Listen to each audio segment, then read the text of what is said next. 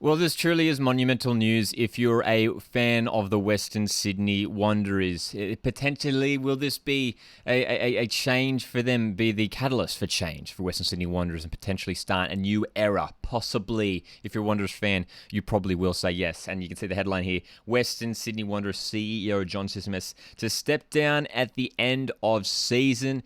This has been, I feel like, bubbling for a little while now. Fans have been calling for it. The unrest around the club and the fan base, a club who were once a powerhouse in the A-League, especially when it came to their fan base. You know, the early years of Western Sydney Wanderers, not just the fan base, but on the field, their on-field performances in the early seasons, of course. The crowning jewel to that success, of course, the Champions League victory in 2014. Just remarkable stuff. But we're going to dive a little bit into this article and what it might mean for West Sydney Wanderers, and would love to get your thoughts. Is this potentially the turning of a new leaf for West Sydney Wanderers? So you can see here where the West Sydney Wanderers CEO handed in his resignation to the Wanderers board today. Just today, Friday. What is it? The 25th of February. As the club's foundation general manager of football and chief operating officer, Tsatsimas oversaw the building of the Wanderers from the ground up, from his kitchen table in Sydney's West. And this is it's actually quite interesting, the tone that they're portraying this in. Now, for those that don't know, it's a lot of fans have been quite upset with Tsatsimas, with the people running things behind the scenes at West Sydney Wanderers, higher up off the field rather, but they've really framed Tsatsimas in a very positive light. And look, I think to an extent you have to. I mean, there's plenty of achievements that they've had, but in recent years it's clear that the fans and even former staff and former players have voiced their potential displeasure of what's going on at the Wanderers. But they paint him in a very positive light here. A crucial component to the foundations of the club's on and off field progress. Tsatsimas was made chief executive officer in July 2014 before leading the club to, of course, the AFC Champions League winning campaign in 2014, the end of 2014. Of course, born and bred in Western Sydney, and you can see here, Tsatsimas spent every waking hour over the past 10 seasons focused on the Wanderers. They're really highlighting his commitment to the club over the past decade.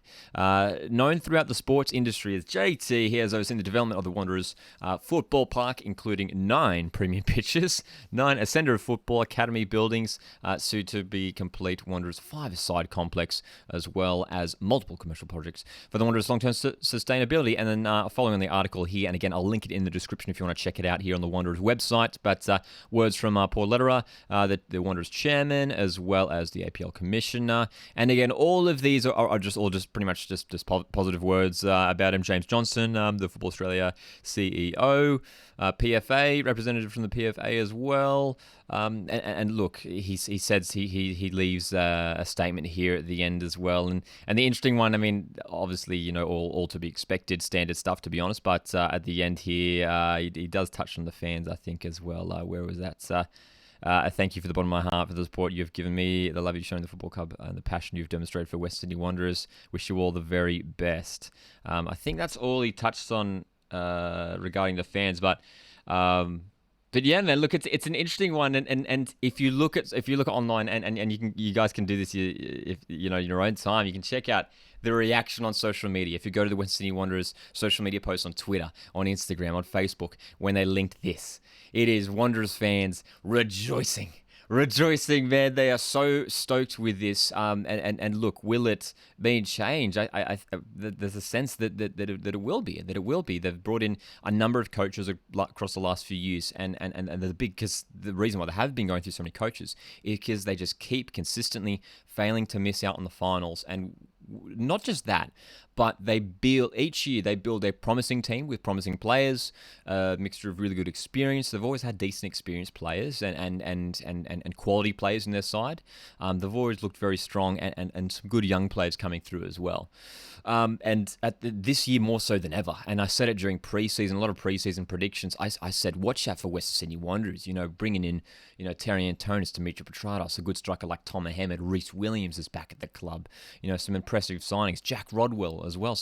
So much quality again, and again, it's not working out for the Wanderers at all. They're struggling once again this season, and who knows what the outcome will be for them. Of course, still not so much football to be played, but Mark Rodan's been in charge for the last month or so now, and there hasn't really been too much of a change on the in terms of on-field performances or results, at least for West Sydney Wanderers. It's inconsistency that's hurting the West Sydney Wanderers, and it's inconsistency that's hurting the fan base, the RBB that you remember in those early years. I remember I was actually at the very first Wanderers home game because they were taking on Central Coast Mariners. It was 2012. It was that championship winning year where Mariners and Wanderers met in that Wanderers and Mariners met in that grand final at Sydney Football Stadium in April of 2013. But I was at that first home game. It was a 0-0 draw.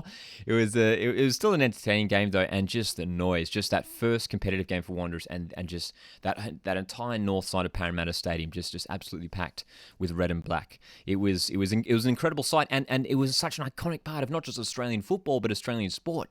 The Wanderers fans, it was such a big deal. It was a really, and people say that time though, the early 2010s when the Wanderers came in there and their Champions League success in 2014, that they said that was sort of a really golden period for Australian football, and it has gone down since that. And you can't help but link the Wanderers' downfall with the downfall of Australian football. And people say that we need a successful Melbourne Victory, West Sydney Wanderers, Sydney FC, Melbourne City, these big names, these big clubs, in order to have a successful A-League. And I think to an extent that probably is true. I mean, there's a lot more money involved with those clubs, the bigger in stature. And look, just for the greater good of the league, we need Western Sydney Wanderers to succeed. We need, especially the fan base, to come back. We need to create excitement around those games. The Sydney Derby as well. You can see it here. I'll move my camera away.